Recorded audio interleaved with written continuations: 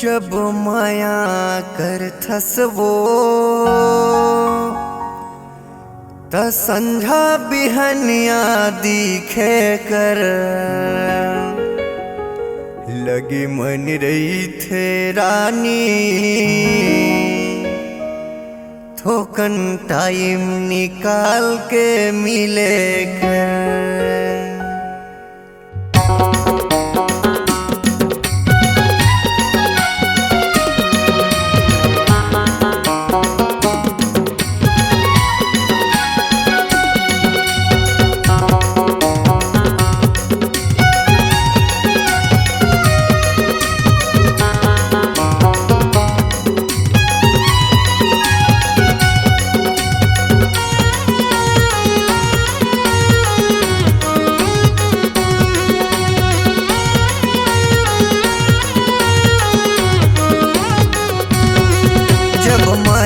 करथस वो संझा बिहनिया दिखे कर जब माया करथस वो संझा बिहनिया दिखे कर लगे मन रही थे रानी थोकन टाइम निकाल के मिले कर मन रही थे रानी थोकन टाइम निकाल के मिले कर। जब माया करथस गा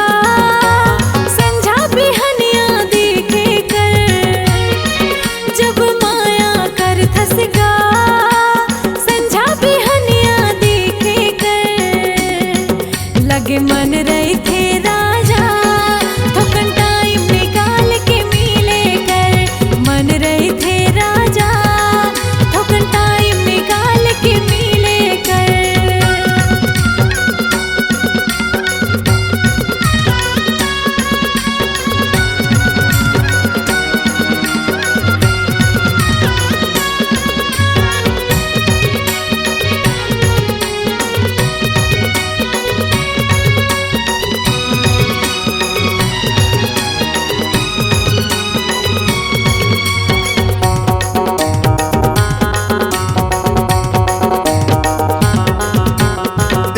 नहीं तोर सूरतिया दिन न कटे वो रतिया आइस नहीं कौनो दिन रानी पता न सोर संदेशिया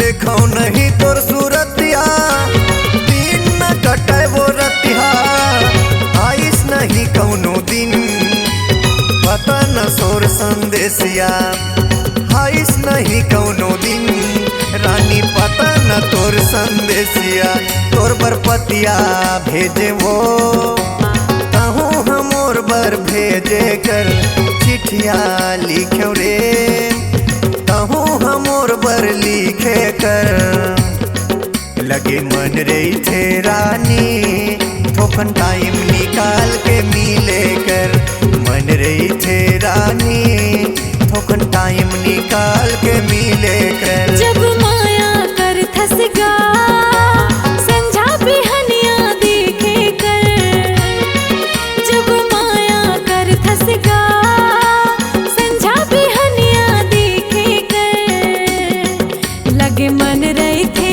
राजा थोकन टाइम निकाल के मिले कर मन रहे थे राजा थोकन टाइम निकाल के मिले कर।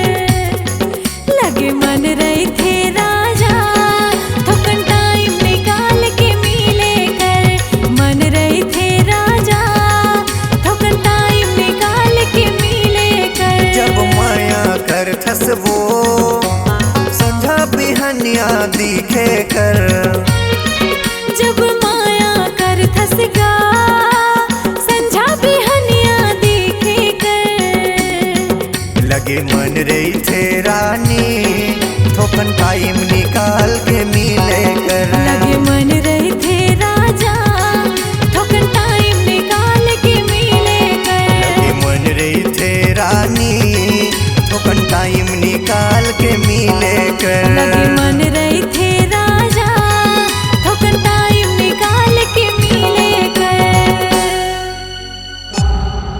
C-Log Digital Recording Studio, Cordoba. Contact number 99071192115.